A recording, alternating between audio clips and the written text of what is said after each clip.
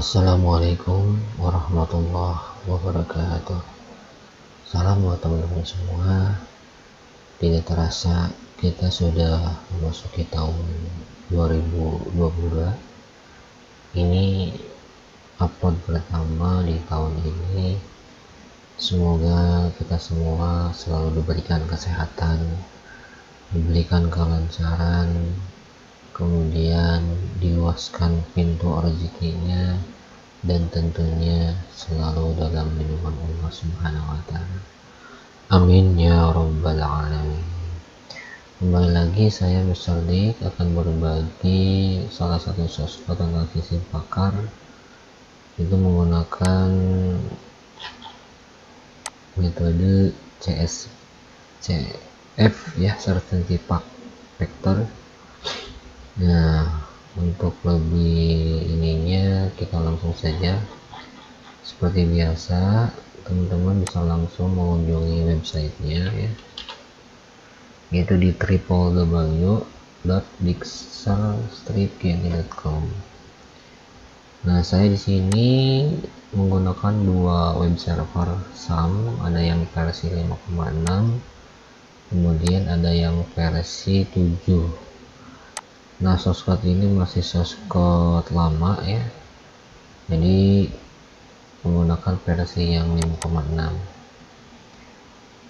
Nah, saya instalkan untuk versi 5,6 ini ada di directory D, dan yang versi 7 yang terbaru ada di C ya. Nah, standarnya seperti biasa, kita start untuk Apache dan MySQL ya, start ya, kemudian kita close. Selanjutnya masuk websitenya seperti ini nih ya, www. Soalnya kalau tanpa www ini tidak bisa tampil. Nah, dulu pada saat setting konfigurasinya memang seperti itu ya. Oke, nah kita masuk ke source code sistem pakar diagnosa penyakit diabetes mellitus menggunakan Certainty Factor ya. Kita langsung saja buka. Nah, di sini ada beberapa teori tentang CF ya, Certainty Factor ini.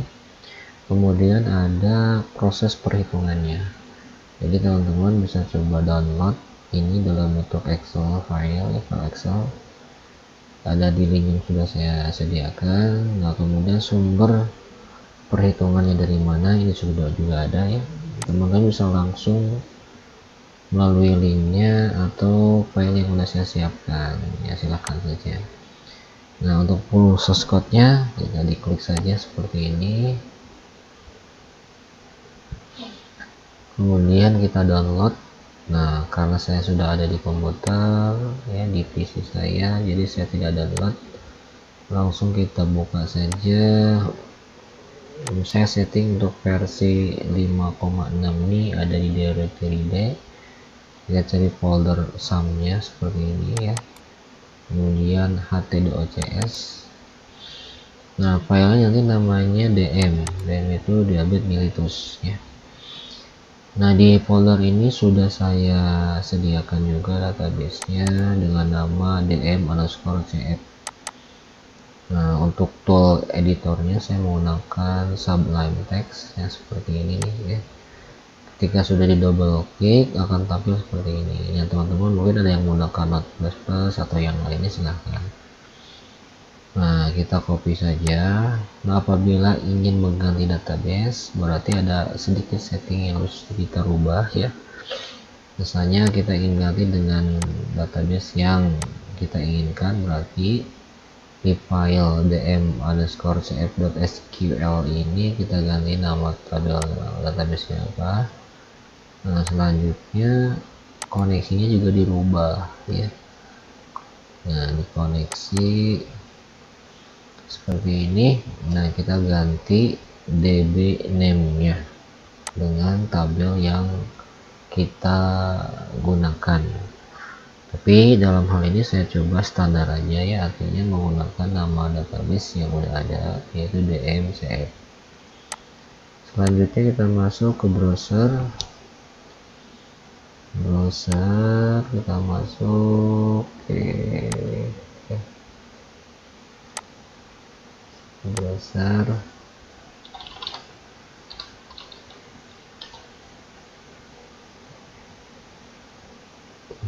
Oke, kita tunggu. Nah, ini masih versi 5.6.31 ya. Masuk ke phpMyAdmin.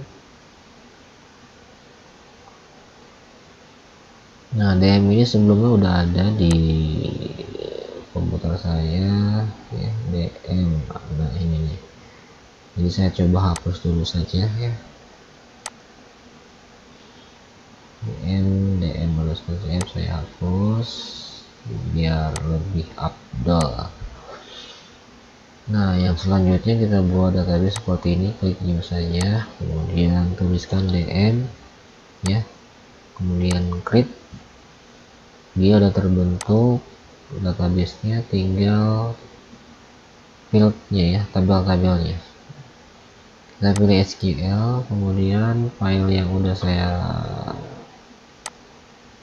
sertakan. Nah, seperti ini nih. Ini bisa di copy aja langsung seperti ini, Ctrl C, kemudian Ctrl V di sini ya. Oke, nah seperti ini. Atau juga cara yang kedua ya, ini kita coba hilangkan dulu, masuk ke import ya, ke import, kemudian choose file ya, kita file yang tadi disimpan ada di D ya,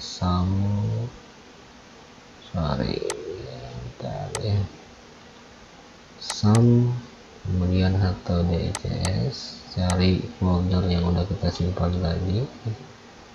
tadi namanya DM mana DM. Nah, ini nih ya. Kemudian masuk folder database, klik seperti ini, open, selanjutnya go beberapa saat sampai dia meng-create nama tabel-tabelnya. Nah, ini sudah terbentuk ya, ini ada tabelnya dari admin, kemudian analisa hasil ya, kemudian diagnosa, gejala, dan seterusnya. Nah, selanjutnya setelah kita buat database beserta tabel-tabelnya, kita jalankan programnya ya, localhost DM. Nah, ini tampilan programnya dan ini belum responsif, masih menggunakan versi lama. Kemudian ini PHP-nya PHP natif ya. Jadi kalau lihat dengan kondisi saat ini udah banyak tool atau framework yang bisa membantu kita membuat tampilan menjadi lebih user friendly atau yang lainnya. Ada beberapa fasilitas yang diberikan oleh sistem pakar ini. Yang pertama ada proses diagnosa, kemudian ada informasi penyakit ya, tentang diabetes. Selanjutnya ada daftar-daftar tipe dari diabetes. Login ini untuk mengisi data-data yang diperlukan seperti gejala, nama penyakitnya apa ya, dan seterusnya.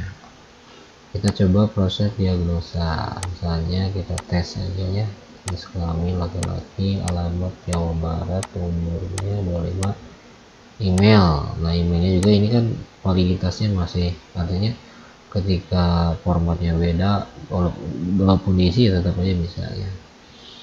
Nah, untuk lebih ininya lagi ke depannya, silakan teman-teman kembangkan menjadi lebih baik lagi. Oke, daftar seperti ini. Nah, di sini ada pilihan beberapa gejala. Nah, variabel sebutannya di sini menggunakan G1, G2-nya gejala 1, 2, dan seterusnya. Kita ambil salah satu saja seperti ini, acak. Oke, kemudian proses diagnosa. Nah, selanjutnya di sini ada informasi identitasnya apa, kemudian gejala yang kita tadi pilih apa ya. Ini adalah proses perhitungannya yang cukup panjang juga ya. Oke, nah ini ada conclusion atau inferensi ya. Kalau dalam sistem pakar itu inferensi adalah kemampuan untuk memberikan kesimpulan.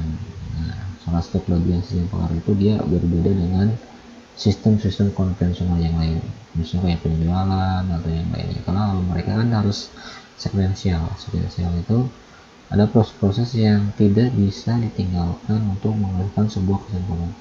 Tapi kalau sistem pakar ya, mau kita isi semua sedikit, tetap akan memberikan inferensi. Ini prosesnya cukup panjang. Oke, nah ini hasil dari tadi ya. Untuk masuk ke adminnya seperti biasa, ini standar. Adminnya username admin, password admin. Di sini ada pilihan, ada role searching factornya. Ini kita bisa isi ya, ada edit terus seperti ini ya. Kemudian ada gejala cukup banyak. Kalau ini ditambah ya tinggal tambah kodenya, namanya apa, kemudian simpan, itu otomatis. Untuk yang tidak perlunya di sini ada hapus, tinggal diklik saja. Kemudian untuk editnya juga ada seperti ini ya. Oke, selanjutnya ini laporan yang sudah melakukan diagnosa penyakit dan solusi. Nah, ini nama-nama penyakit ya. Biasanya kalau yang udah pernah belajar sistem pakar itu kan ada pohon keputusan namanya ya. Nah, untuk detailnya memang harus ada pembelajaran khusus. Mungkin teman-teman bisa download materi tentang sistem pakar ya. Jadi pohon keputusan itu adalah nanti menjadi bahan kita ketika kita membangun sistem pakar. Dan di pohon keputusan itu nanti bisa kelihatan penyakit apa, kemudian gejalanya apa ya. Oke, rule-nya juga tadi udah ya. Kemudian gejala ada tambahan sama tadi logout. Nah, ini tampilan dari sistem pakar penyakit diabetes mellitus. Nah, silakan teman-teman untuk bereksploitasi, kemudian mengembangkan menjadi lebih baik. Untuk semua software saya tidak menjelaskan secara detail ya. Jadi justru ini memang secara artinya konsepnya memang seperti ini, harapannya bisa lebih digali lagi, dipelajari lagi, jadi ada prosesnya gitu ya. Jadi tidak seperti kita mancing ikan, saya yang menyediakan kailnya, kemudian memancing ikannya, memasak ikannya, setelah itu menyiapkan tinggal dimakan saja, tidak. Tapi dalam ini saya lebih ke menyiapkan kailnya saja. Teman-teman silakan untuk mancing, ibaratnya analoginya, kemudian masak ikannya seperti apa silakan ya, dikembangkan. Kalau mau didistribusikan misalnya dijual untuk secara finansial silakan, jadi saya ikhlaskan ya. Nah itu tentang sistem pakar penyakit diabetes mellitus. Nah, ketika versi yang lama, versi 5,6 itu dibuka di versi 7 biasanya akan ada error. Errornya seperti apa? Nah, teman-teman kembali lagi untuk bisa melakukan error handling ya. Jadi penyelesaian errornya seperti apa? Itu tinggal kita copy pesan errornya, kemudian seperti biasa kita gunakan salah satu fasilitas yang banyak kita gunakan, yaitu adalah internet, terutama Google ya. Nah, biasanya selama ini ketika ada masalah itu insya Allah selalu ada jawabannya. Memang ada beberapa cara ketika kita pindahkan ke versi 7 ya, ada yang dimakan parsing. Parsing itu artinya sudah ada file-file yang memang disiapkan untuk berubah secara otomatis. Jadi kita tinggal memanggil nama filenya saja di script kita. Nah, tapi ketika menggunakan parsing bukan jaminan semua codingnya menjadi benar. Nah, ya artinya tidak ada error. Nah, kembali lagi intinya ya optimalnya dirubah satu-satu ya, tapi karena ini kan jumlah filenya sedikit ya, kalau dilihat itu nggak banyak ya. Nah, untuk proses perhitungannya itu ada di proses diagnosa, 3 file tadi aja ya. Jadi antara konsultasi ini ya konsultasi FM ya, kemudian ada proses diagnosa ya. Ini kalau dilihat ya proses diagnosa, proses diagnosa, kemudian ada juga konsultasi periksa. Jadi 3 file ini aja ya, konsul periksa. Oke. untuk proses perhitungannya. Jadi silakan dicoba saja ya, diekspor. Nah ini juga termasuk sama, intinya ketika kita tadi memasukkan data saja ya, proses dari awal sampai dia menghasilkan sebuah inferensi ya. Ini untuk proses hasilnya ada di sini di repetition while ke bawah ya, akan Anda pelajari saja, Anda kembangkan lebih baik lagi. Oke, mungkin ya dari saya ya cukup sekian ya. Mudah-mudahan apa yang saya share selama ini source code dan tentunya masih banyak lagi yang lainnya, walaupun dalam penjelasannya secara tidak detail dari awal sampai akhir, baik itu codingan dan sebagainya, saya hanya menjelaskan secara umumnya saja bagaimana menjalankan, kemudian fasilitas apa yang disediakan. Sisanya untuk pembelajaran lebih detail saya serahkan kepada teman-teman semua. Itu saja, semoga kita selalu dalam naungan Allah Subhanahu wa taala. Mohon maaf untuk segala kekurangannya. Assalamualaikum warahmatullahi wabarakatuh.